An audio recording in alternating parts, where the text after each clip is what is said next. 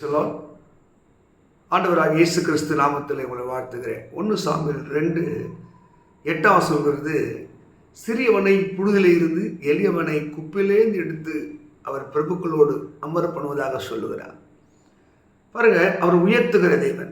1 பேதுருவிலே 5ஆம் அதிகாரத்தை வாசிக்கும் போது, ஏற்ற காலத்திலே தேவன் உங்களை உயர்த்தும்படிக்கு ஒரு பலத்த கைக்குள்ளே அடைகிறீர்கள். பாருங்க, ஒவ்வொரு மனிதனுக்கும் ஒரு ஏற்ற காலம்னா பக்குவப்பட்ட அறிவை அடைந்த ஞானத்தை அடைந்த ஒரு காலத்தை வைத்திருக்கிறார்.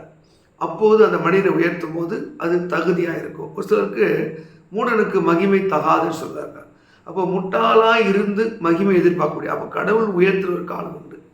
இங்கே சிறியவனை புழுதிலே இருந்து எளியவனை குப்பிலேந்து எடுத்து அவர் பிரபுகளோடு, நீ எளிமையாய் ஆரம்பித்த ஆரம்பம் அற்பமாக இருந்தாலும் உங்களுடைய முடிவு சம்பரமாக இருக்கணும்.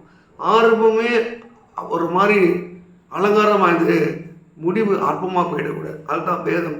நீங்கள் ஆரம்பம் அற்பமாக இருந்தால் கூட அதோட முடிவு பிரமிப்பாக இருக்க வேண்டும்.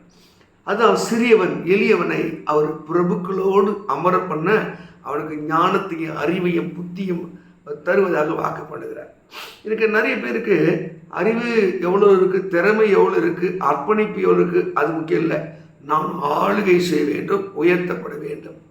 பைபிளில் தாவீதின் மகனாகிய அப்சலோம், அவருக்கு அரண்மனை மேலே அரண்மனை மேலே ஆசை, அந்த அதிகாரத்தின் மேலே ஆசை. அதனால் வருவங்க போகிறவங்கிட்ட சொல்லுவான், இந்த விஷயத்தை நீ எதுக்கு அப்பா கிட்ட கொண்டு போகிறீங்க, நானே சரி பண்ணுறேன் சொல்லி மெதுவாக மக்கள் மனித இடம் பிடிக்கவும் அந்த அதிகாரத்தை அவன் கையெடுக்க ட்ரை பண்ணான். ஆனால் ஆண்டவனை அழைக்கவில்லை, ஆண்டவனுக்கு அந்த நேரத்தையும் கொடுக்கவில்லை. தேவன் தருவதற்கு முன்பாகவே அவன் ஆசைப்பட்டபடினாலே இளம் வயதிலே அவன் மறிக்க வேண்டிய தருவாய் அவனுடைய ஆசை நிராசையாக மாறிப்போனது. மோசையை தேவன் அழைத்தது உண்மை, ஆனால் அவன் நினைத்த காலத்திலே அழைக்கவில்லை. மோசை தேவன் போ என்று சொல்வது உண்மை, ஆனால் அவர் சொல்லுகிற காலத்துக்கு முன்னே போனது தான் தவறு.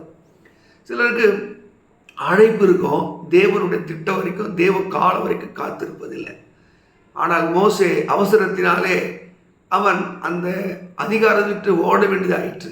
எங்கேயோ ஓடினான். 40 ஆண்டுகள் கழித்து தேவன் திரும்பி வந்து சொல்கிறார், என் ஜனங்களை நடத்தக்கூடிய அறிவு உணர்கிறது வாப்பாண்டார். ஆனால் அவன் சொல்கிறான், நான் திக்கு வாயும் மந்தனாக உள்ள மனிதன். தேவனுக்கு இந்த பூமிக்குரிய ஞானமும் அறிவும் அவருக்கு அவசியம் இல்லை. இறைவனை அறிகிற அறிவு, தேவனை புரிதல் தான் ஒரு மனுஷனோடு தேவன் பேசுவார். உங்களுக்கு இந்த உலக ஞானம் பாட தெரியுதா, பேச தெரியுதா, மக்களிடத்திலே நயமாய் பேச தெரியுதா, அதனாலே நீங்கள் அழைக்கப்பட்டார்த்தல்ல. தேவனுடைய அழைப்பும் தேவனும் உங்களை நம்ப வேண்டும். அப்படியா எந்த மனிதனை தேவன் நம்புகிறாரோ, எந்த மனிதன் தேவனுடைய நம்பிக்கை பெற்றிருக்கிறானோ அவனுடைய அழைப்பு, அவனுடைய உயர்வு யாராலும் தடுக்க முடியாது. இன்னைக்கு பாட தெரிந்தால், ஜெபிக்க தெரிந்தால், ஞானமாக பேச தெரிந்தால், மக்களுடைய அழகாக தன்னை அமைத்து கொள்ள தெரிந்தால் அவர்களே நினைக்கிறார்கள் எனக்கு அழைப்பு இருக்கிறது என்று. தேவன் ஒருத்தனை அழைத்தால் அவனை உயர்த்துவார். எவனை அழைத்திருக்கிறாரோ அவனை மகிமைப்படுத்தியிருக்கிறார். இதைத்தான் சிறியவனை புழுதிலே இருந்து எளியவனை அவர் குப்பையிலேருந்து எடுத்து அவர் பிரபுக்களோடு அமர பண்ணுகிறார். இந்த பரிசுத்த வேதத்தில் யோசேப்பை தேவன் அழைக்கும் போது அவன் இங்கே சிறையில் இருந்தான், சிறுமையிலே இருந்தான், எல்லாராலும் ஒதுக்குப்புறத்தில் இருந்தான். அவனை தூக்கி அரண்மனைக்கு அதிகாரியாக மாற்றினான். ஆடுகளை மேய்த்து கொண்டிருந்த தாவீதைத்தான் இஸ்ரவேலுக்கு அரசனாக மாற்றினான். எப்படி மாற்றினார்?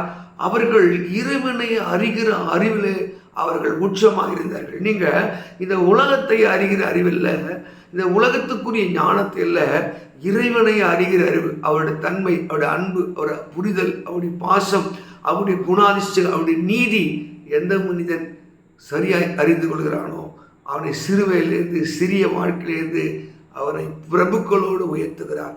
இந்த வசனம் அண்ணாளுக்கு தன் வாழ்க்கையில் இருந்த பாடு, நிந்தை, கண்ணீர் இதில் இருந்து அவளை உயர்த்தினான். அவள் ஒரு கோராகின் வம்சம்.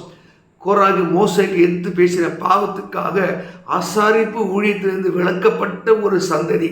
ஆனால் அந்த கோராகின் வம்சத்திலே ஆண்டவர் சாமுவேலை உயர்த்தினது தான் அன்னாள் பாடுகிறார். சிறியவனை புழுதிலிருந்து எளியவனை குப்பையிலேருந்து உயர்த்துகிறார். ஒருவேளை இந்த உலகத்தில் உங்களை புறக்கணித்திருக்கலாம், இழிவாய் பேசியிருக்கலாம், இந்தந்த குடும்பத்தை இப்படி மோசமான சொல்லியிருக்கலாம். ஆனால் அங்கே அப்போஸ்தலர் 10:35 சொல்லி, எந்த ஜனத்தையும் ஆகிலும் தேவனுக்கு பயந்து அவர் நீதியை செய்கிற, அவர் சித்தத்தின்படி செய்கிற எவனோ அவனே அவருக்கு உகந்தவன். நீ கர்த்தருக்கு பயந்து அவருடைய நீதியை, அவர் சித்தத்தை செய்வாயானால் கர்த்தர் உங்களை உயர்த்துவதற்கு தடை இல்லை. இந்த வேத வாக்கியப்படி கர்த்தர் உங்களை உயர்த்துவதற்கு, மேன்மை அடைச்சுவதற்கு அவர் வல்லவராக இருக்கிறார். God bless you. கர்த்தர் உங்களை ஆசீர்வதிப்பாராக.